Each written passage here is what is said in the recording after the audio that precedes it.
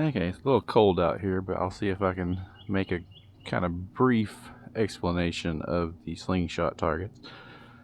Well, I started off, like most people, shooting cans into a catch box, and pretty much got tired of just shooting at cans and making a mess out of soda and getting scrap aluminum everywhere. So then I made one out of thicker steel, so I didn't have to buy a replacement can every time, or not buy a replacement can, but go down range and put up a new target every time I wanted to shoot at a can. Now it is the right dimensions wise, but you can sit there and shoot that all day without having to worry about replacing it. And then it became, okay, I'll make a soda bottle one so I can make sure I can hit a soda bottle target. And then I don't hunt, but the question became, if I wanted to practice slingshots, maybe I needed some animals to practice on that were correct size. So I think the first one I made was this squirrel, which now this is with a angle grinder, so there is nothing pretty about that at all. I mean, you can still see, this is 4 or 5 years ago whenever I made these, but again, I don't shoot squirrels, but I wanted to see if I could hit something the size of a squirrel. And then we've got the bunny rabbit. Same deal, had just an angle grinder and some scrap metal laying around. So I made a bunny rabbit. And then, what else did I make? Oh, the dove up here. He was one of the first ones too. But yeah, just scrap steel and an angle grinder. Hung him up, works fine. And then, this bird was a very crude. I just learned how to weld, and again, they're not pretty, but again, the metal targets are nice, so you don't have to replace them. But then, as I got a little bit better at shooting, I needed to make smaller and smaller targets. So then I started working on kind of this chaos that you see.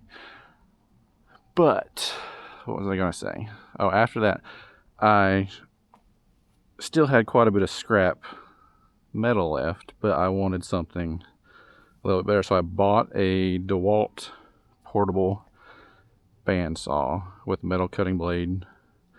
That was called Adam Savage from Mythbusters. On one of his streams, he had said his favorite tool of all time was a portable bandsaw for metal cutting. So I got that, and I mounted it to my bench, put it on a foot pedal so I could kind of control without turning it on and off, and then kind of started making a bunch of designs.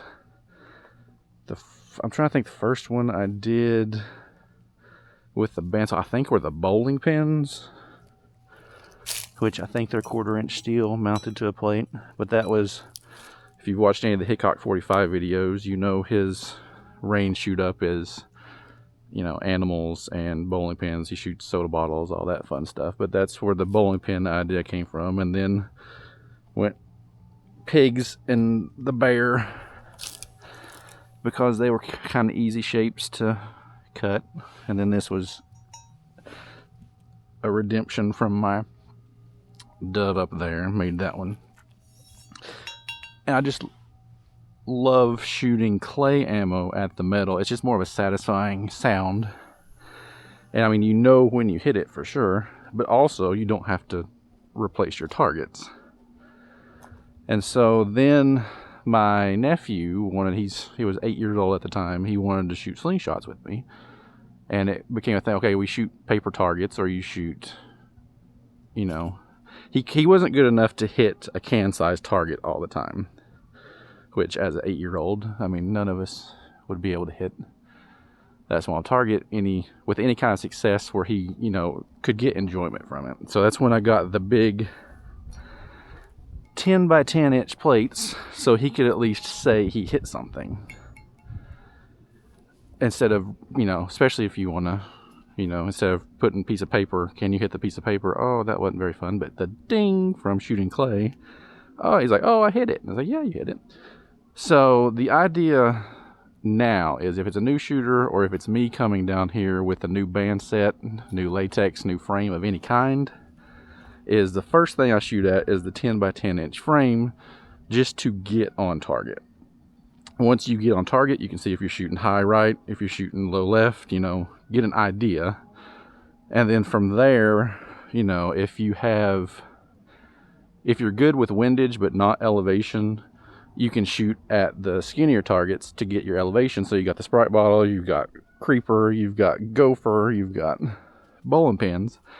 You shoot at the narrower targets, and it like I said, you can work on your your elevation, you know, if you need to come up or down, and work that out. If you're having problems with windage, you go with the longer, shorter ones, like the bear, pig, doves, that kind of stuff. So it seems like chaos, but there's a reason behind the design. I mean, you want it to be fun, but at the same time, you can get an overall start on your 10 by 10s.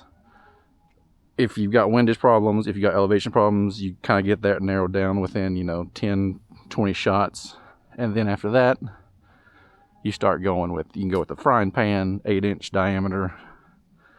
Now, I didn't want to put my actual frying pan out there, but that is just I traced it, cut it out with that. That one was that's not a bandsaw, that was just a angle grinder. But I mean, it works. I got that idea from PUBG, if anybody's ever played PUBG, pan shot. Then after you go 10-inch down to 8-inch, then you can go down to, I think this is 6-inch. A lot of these are 6-inch.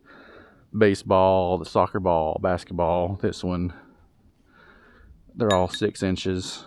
My nephew got to the point where he was hitting those pretty consistently, and I was like, okay. So he loves video games like any child of the world does. So to keep him interested, I made the Mario themed one. So you got the star, mushroom, you got the turtle shell, the coin. Is that 1, 2, 3? There's one more. What's the other one? Oh, Goomba. So there's Goomba. Made those for him because he loves Mario, just keep him interested in slingshots. But with this one, this was the first one I ever did something besides spray paint. So I didn't want to put a lot of money into, you know, buying a can of spray paint. You know, you need all these different colors, but this is the first one I ever did with the acrylic markers, and then put a clear coat finish over it. So all this is I think it's not even a quarter. It might be a quarter. It was scrap steel I had laying around. You print off the design, glue it to your metal, take the bandsaw blade. I've got a short video explaining the whole process of how I actually make them, but I mean, there's nothing fancy to it. And then literally welded on a piece of rebar. I am not a welder by any stretch of the imagination, but these projects do give me some practice. And then put a spike on the end so you can hammer that in the ground. But this is the first one I ever used the acrylic markers on. And now I didn't know if they would hold up over time, but I mean, this thing is 3.5 years old, and he's still looking pretty good. Now, once a year, I do come out with a clear coat. Can of clear coat will cover all these for one coat, and just and that protection. Here's the creeper. He likes shooting at that one. Again, not the prettiest paint job, but I mean, for a slingshot target, that's not half bad. We've got the Bigfoot, just to be silly. The newest edition is the Minecraft chicken.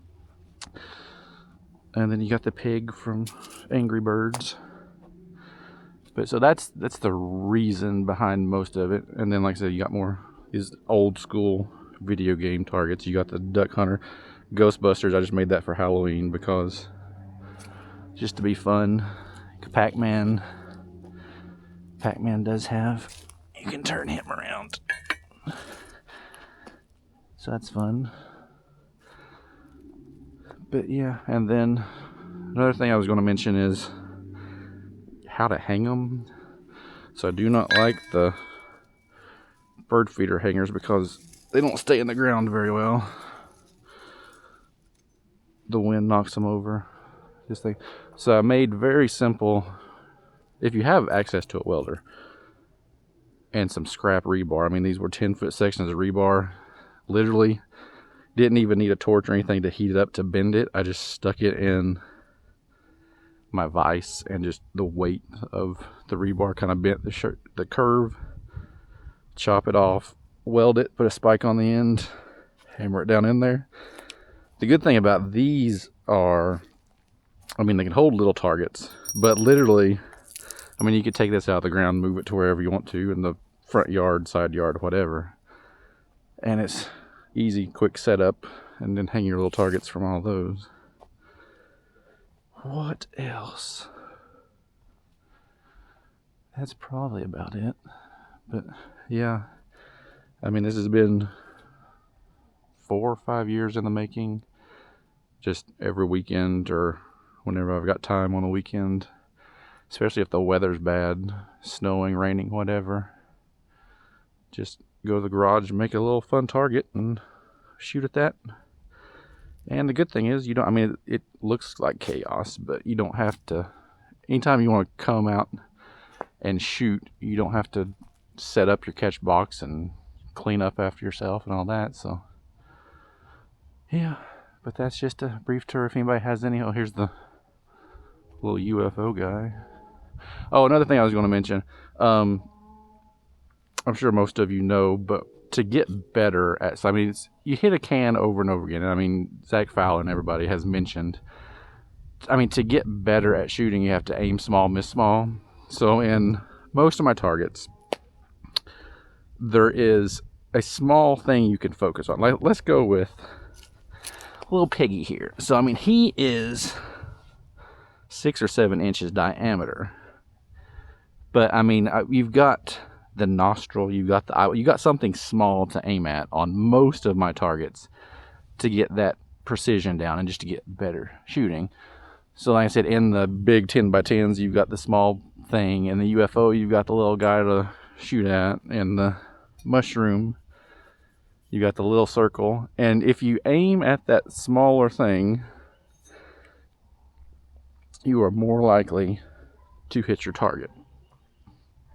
So like I said, I'm not an expert by any means, but I'm getting better over time. Like this one, for instance. If you aim at the target from 33 feet away, you might very well miss it. But if you aim directly at his eyeball, I mean, you'll be surprised the amount of times you will hit his actual eyeball. So like I said, that's another thing I try to incorporate in most of my targets, is to have at least some small focal point, and you're more likely to hit. Now that's the moon. He's 4 inches. Because on that one, you know, even you shoot for the moon, but even if you miss, you land among the stars. I don't know if you've heard that quote or not, but that's the idea behind that. And then you got the rocket ship over here. We hadn't shot at that one very much, but it's fine. Again, you have that small point you can focus on, and you're more likely to hit your target. But yeah, if anybody has any questions, let me know. If anybody has any more ideas, I'm all ears to add to the funness of shooting slingshots. But this was supposed to be a quick video, but we are, well, how do you work this thing? 14 minutes into it. So I'll let you go for now. But like I said, if anybody has any questions on a specific target, ideas, let me know. Thanks for watching.